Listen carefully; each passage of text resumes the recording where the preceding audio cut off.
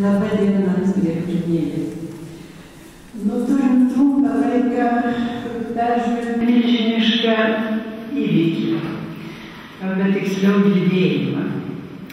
Reformaciją galima nagrinėti labai daugeliu požiūrių. Jau prirašytos yra lentynos knygų ir kiekviena iš jų gali išvengti kažką visiškai naują. Taigi mes turėtume pasirinkti, ko mes norim šio vakaro. Trumpai labai pabandysiu santraukos būdu įvardinti, ką davė Lietuvai reformacija. Pirmiausia, iš to žemėlapio, kuris čia yra prieš jūsų akis, čia yra suregistruotos 17 amžiaus pradžios katalikų ir protestantų visų, protestantų veikusios bažnyčios ir bendruomenės. Kaip matome, jos yra išsibarsčiusios vienoje vietoje labai retai, tai yra rytinė Lietuvos didžiosios kunigaikštystės siena ir po to yra tankiai. Tai yra teritorija, kurioje gyveno žemaičiai lietuviai ir taip pat didelė mišri jau gudų lietuvių teritorija, linija. Kodėl aš dabar darau žemėlapį? Todėl, kad, kaip žinia, reformacija prasidėjo centriniai Europai ir Europoje nėra šalies, kuri nebūtų palikusi vienokio ar kitokio pėdsako. Vienos tapo protestantiškom valstybės, kitose tik dalis visuomenės ir labai įvairiai tvarkėsi su šituo skilimu. Ir kiekviena tauta ir kiekviena valstybė turi savo reformacijos istoriją. Turime ir mes ją, ir labai įdomią. Taigi, kaip žinia, dabar mes matome tą žemėlapį ir galim pasakyti, mes esame katalikiškos Europos pakraštys, pats pakraštys. Tie plotai, kuriuose nėra raudonų ar fioletinių taškelių, yra stačiatikių bažnyčios. Aš neturėjau statistikos ir nemaniau, kad aš turėčiau tą daryti. Nežymėjau stačiatikių. Tai nėra tušti plotai, tai yra stačiatikių bažnyčios teritorija. Stačiatikių bažnyčioje reformacija netapo judėjimu. Jinai neapėmė viso dvasinio ir kultūrinio gyvenimo, o tik tai kai kurie reiškiniai, kai kurie dalykai reagavo į reformaciją. Mes negalim sakyti, kad stačiatikių bažnyčia nesikeitė, keitėsi, bet tai buvo tik tai neišsiplėtė iki plataus judėjimo. Dabar jeigu mes imam, į ką mes bandytumėm čia šiandien telkti dėmesį. Pirmiausia, reformacijos trukmė.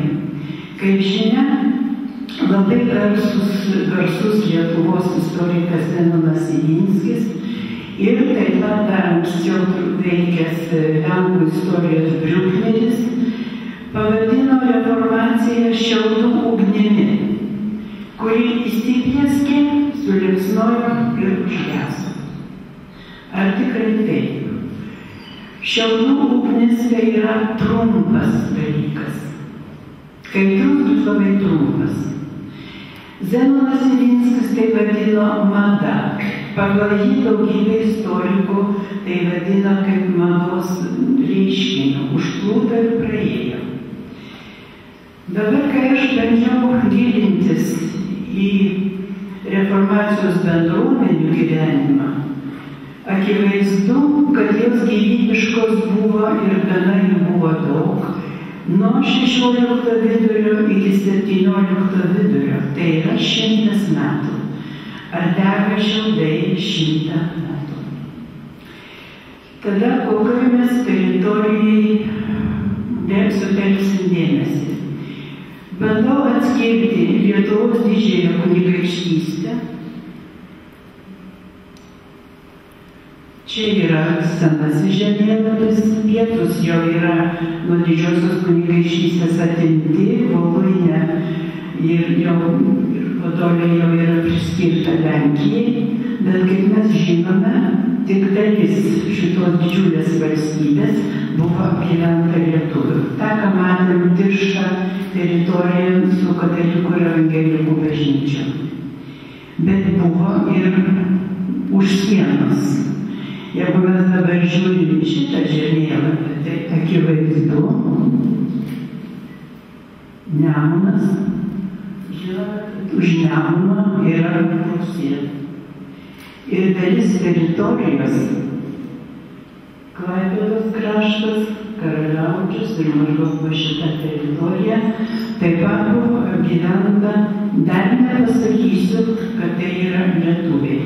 Sakysiu, detalizuodama taip, tai yra prūsų likučiai, sūduvių, visiški likučiai, tada nadruvių, skarvių, lamatiečių palikuonis. Mes galim tik sakyti, kad jie turėjo būti per 16 amžių jau gerokai pakitę. Ir lietuviai taip pat. Ir jeigu mes imam visą 16 amžių, čia vyko labai įdomus pakeitimai. Pirmiausia, šita teritorija. Čia yra sudaryta žemėlapis Petro Gaučo ir Matulevičiaus atžvilgiu. Mes matom Mažosios Lietuvos teritoriją nuspalvintą pagal kalbas. Šita tamsiai žalia spalva tai yra absoliutus skaičius lietuviškai kalbančių. Jeigu imame tą salotinę, jie įeina ir Karaliaučius, tai yra apie 50% baltiškai kalbančių, aš dabar jau sakau baltiškai.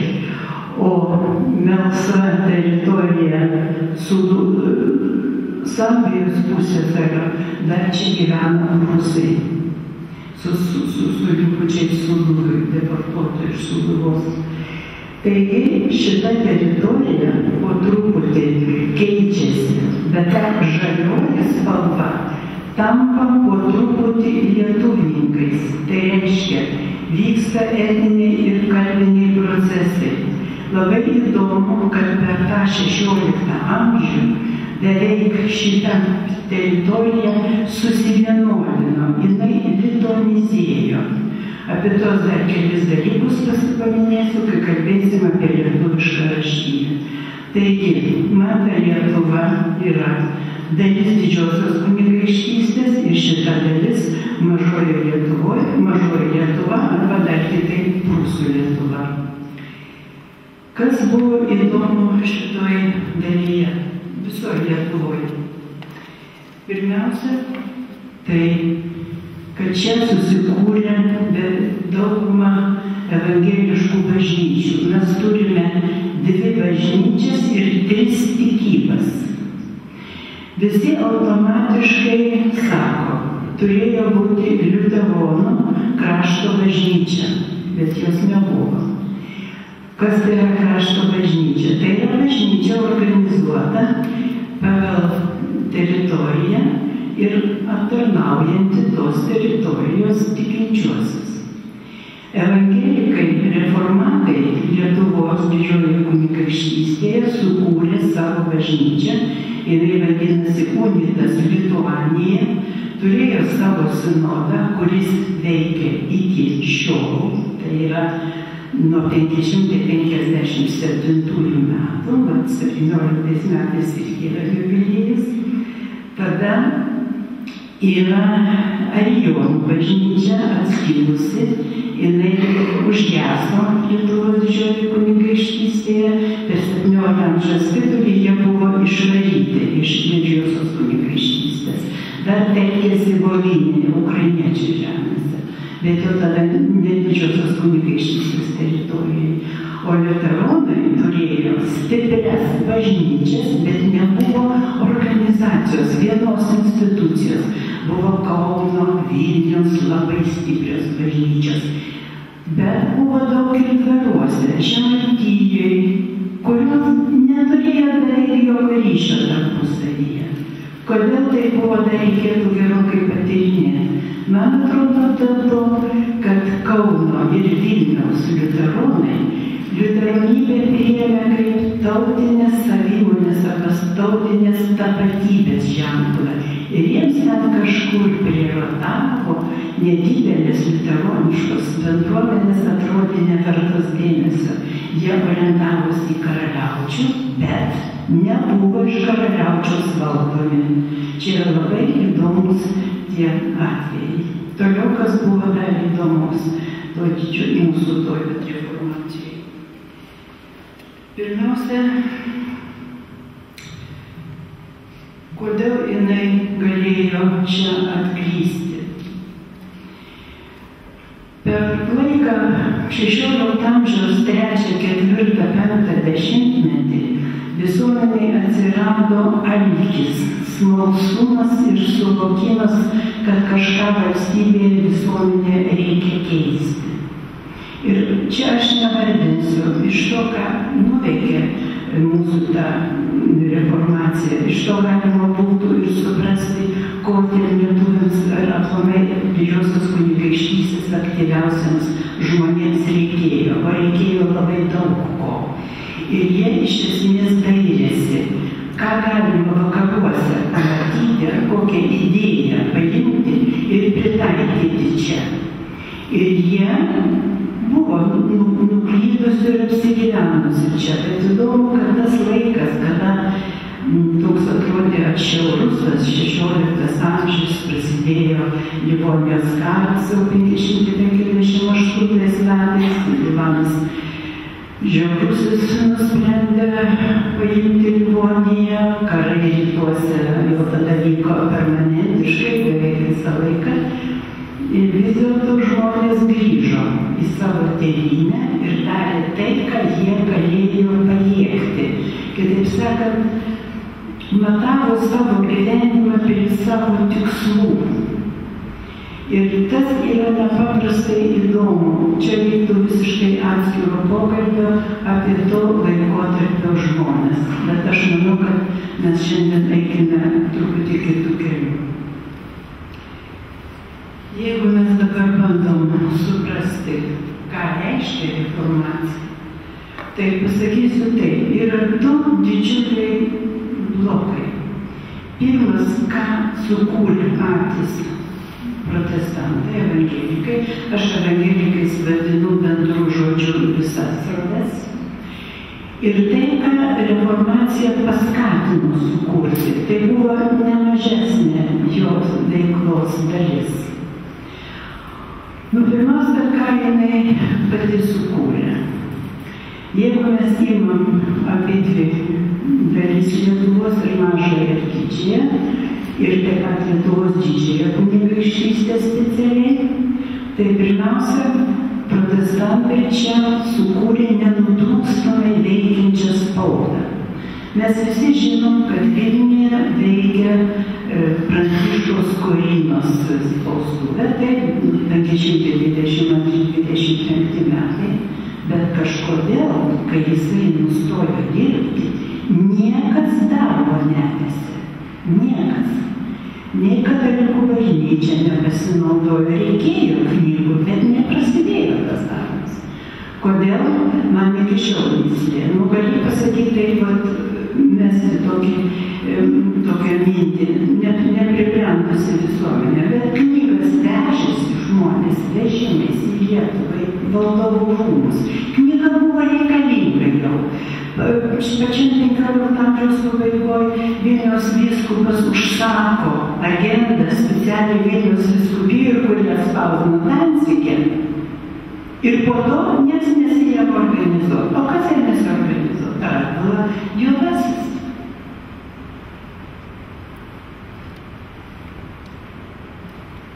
Jisai įkūrė spaustuvę Breste, Brastoj Breste, dabar jau buvo rusiškai sakyti.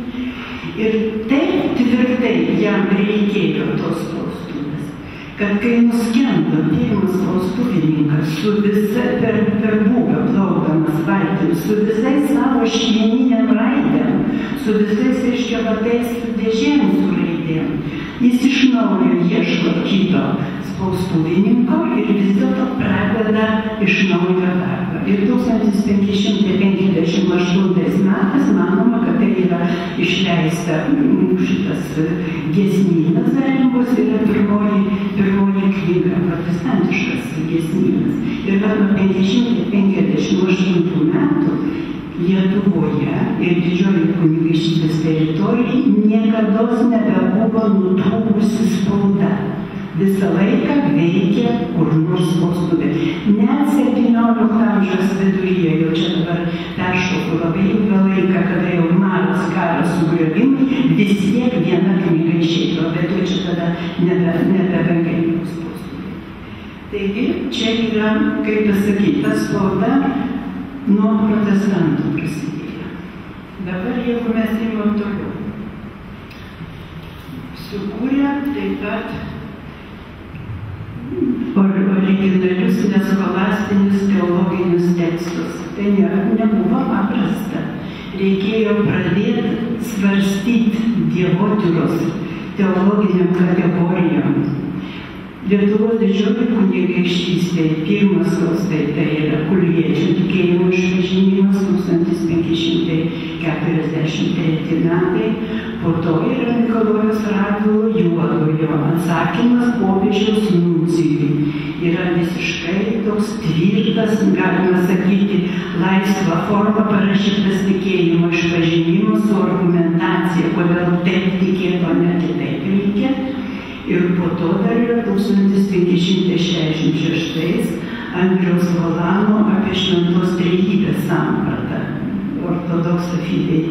Tai yra, reiškia, tikrasis tikėjimas. Visos išskyrus Radvilos tekstą, išleistos buvo Kulviečio Radvilos tekstai buvo išleisti Karaliaučiuje, o jau šitas Volano tekstas jau buvo išleistas Lietuvos Didžioji kunigaikštystė.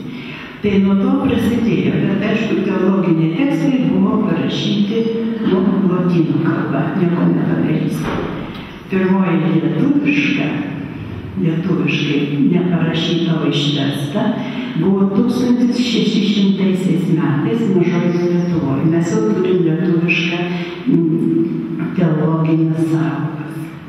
Kas dar yra padaryta? Biblijos vertimai.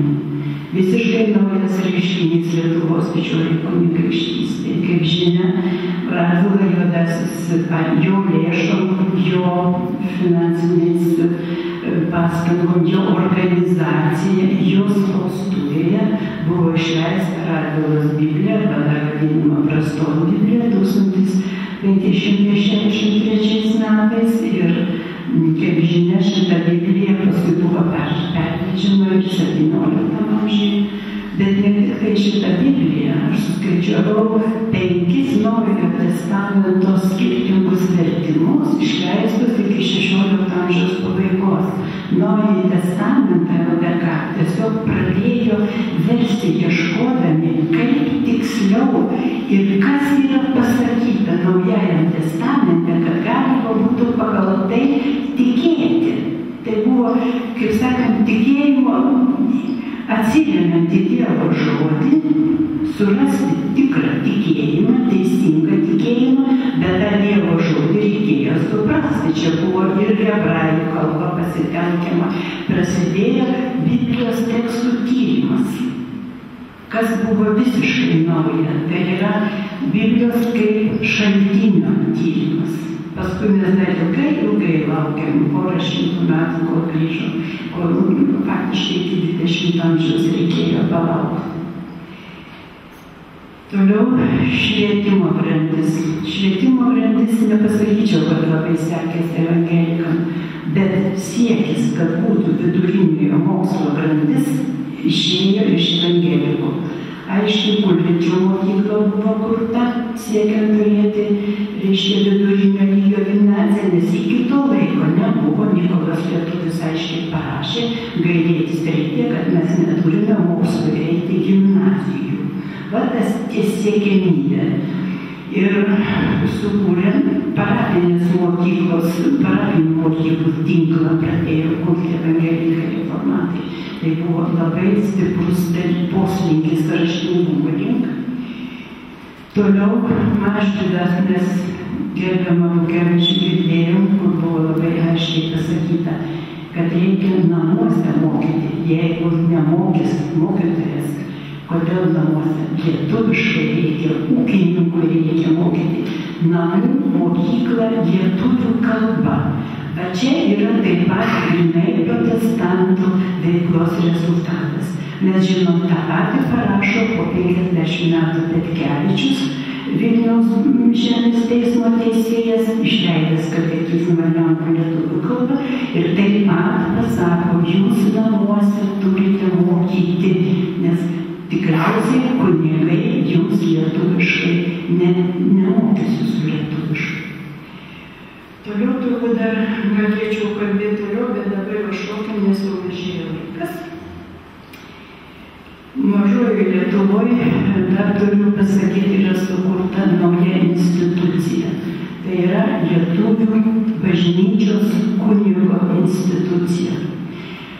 Aš tą labai stipriai pabrėžiu todėl, kad niekur nebuvo Didžiojoje Lietuvoje privaloma mokėti lietuviškai, jeigu nori dirbti lietuviškoje bažnyčioje. Prūsijoje nuo 16 pabaigos Mažojoje Lietuvoje bažnyčia atsirado nuostata bažnyčioje, kad gali dirbti tik tai toks kunigas, kuris moka parapijiečių kalbą. O kadangi šitoj teritorijoje, kaip matėt, už žalia spalva buvo nemažai ir naujai steigiamų bažnyčių, bažnyčia reikalavo, kad kunigas išmoktų. Mes, kai žiūrim dabar į daugybę veikusių lietuvių rašybos veikėjų, Kleiną, Ostermėrį, jie ne lietuvių kilmės, bet jie puikiai išmoko lietuvių kalbą. Kleinas parašė gramatiką, jis yra išmokęs tą kalbą, bet labai gerai išmokęs ir jie dirbęs nuolatos. Tai va šitą lietuvių kunigo instituciją iš tikrųjų mums atnešė nepaprastai didelį dalyką.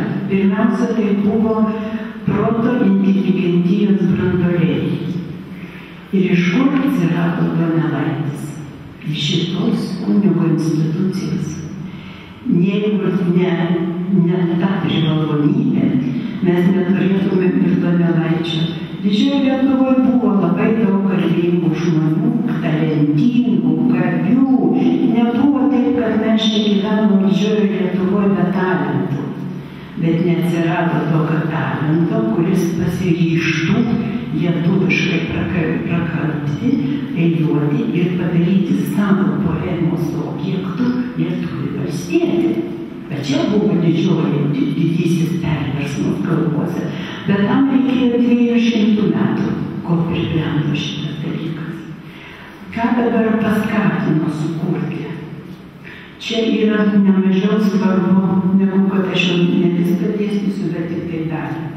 Pirmiausia, stambiausias dalykas, tai reformacijos šalininkai tapo Lietuvos didžioji kunigaikštystė galinga opozicinė jėga. Kodėl galėjo būti taip, kad jie tapo opozicija? Be to, kad jie daug naujų reiškinių kūrė, antra sąlyga buvo Lietuvos didžiosios kunigaikštystės pakanta. Visuomenėje buvo susiformavusi dar nuo senųjų valstybės pradžios laikotarpio pakanta kitiem tikinčiam. Didžiosios kunigaikštystės net katalikų vyskupai 16 amžiuje neleido, kad būtų jėga arba žudynėm teikiama tikėjimas platinamas.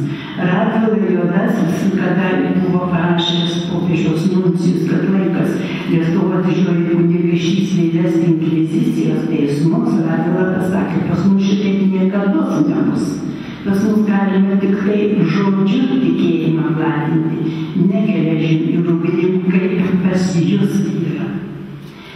Tai va, šita pakanta, tokia sąlyga buvo būtinybė, kad opozicija veikia. Reiškia, negali žudyti, Vokietijai žudė, visur žudė. Išskyrus galbūt Vengriją, ir Lenkiją. Bet Vengrija taip žudė. Ir Italija žudė, Ispanija žudė, Vokietija žudė, Prancūzija, Baltramėjaus naktis, kraujo upeliai tikrą žodžių prasme liejasi. O čia negalima, čia reikia pasistengti, kad tavim patikėtų. Tai va, prasidėjo rungtynės ir tos rungtynėse Lietuva išlošė nepaprastai daug. Per trumpą laiką susikūrė pilna švietimo sistema, tai yra visos pakopos. Paradinis veikė savo, tada veikė vidurinio lygio, gimnazijos kolegijos ir aukštoji, kurią sukūrė jėzuitai. Kodėl jėzuitai? Čia dabar mes turbūt neturėsim laiko. Toliau labai buvo įdomus svarstymai apie visuomenę. Kas tai yra ta visuomenė? Tai va, protestantai paskatino, katalikai Vilniaus universiteto profesoriai perėmė tą idėją ir Lietuvoje buvo sukurta visuomenės teorijos pradmenys.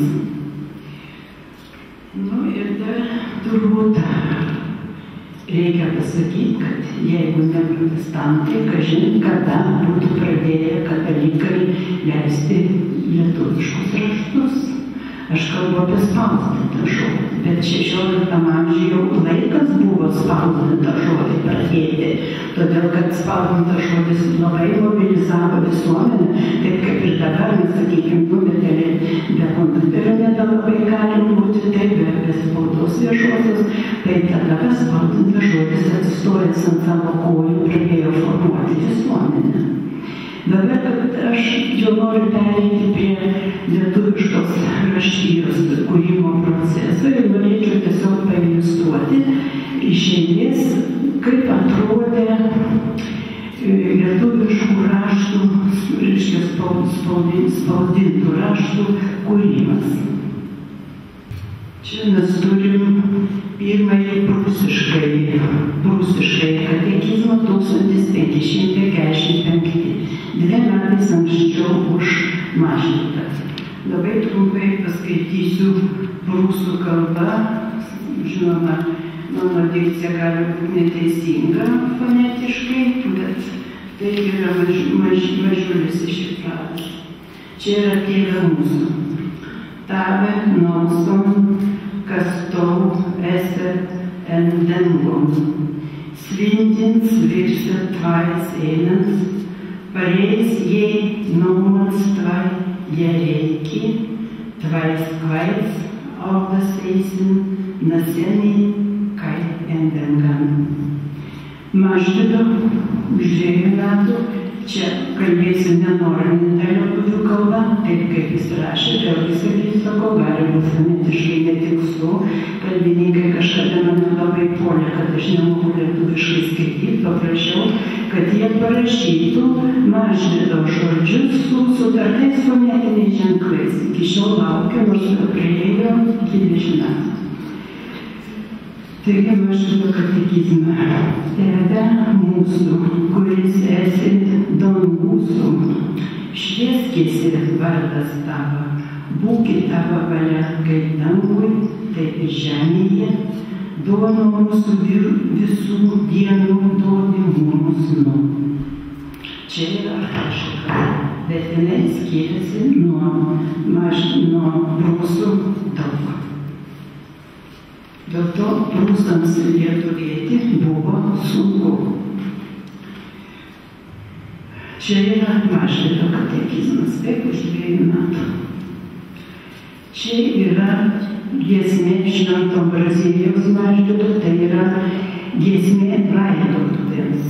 Dabar aš pradedu rodyti, ką parengė mūsų tie pirmieji raštijos veikėjai, pradžiai Mažvydas, paskui perėmė Vilentas, iki pirmojo katalikiškojo katekizmo Didžiojoje Lietuvoje. Čia laidotuvių Mažoji Lietuva.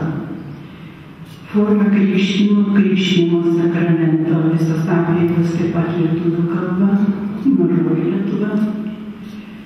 Heridijonas, paskutinis prūsiškas leidinys, kaip taip pat dvikalbis kaip ir pirmosios dvi knygelės, trečias, anos buvo po 14 puslapių, tai iš viso įsivaizduokit per padalinkim vokiečių prūsų, o čia jau daug didesnis 141 puslapis, bet čia yra paskutinė knyga prūsų kalba, aišku, karaliaučius.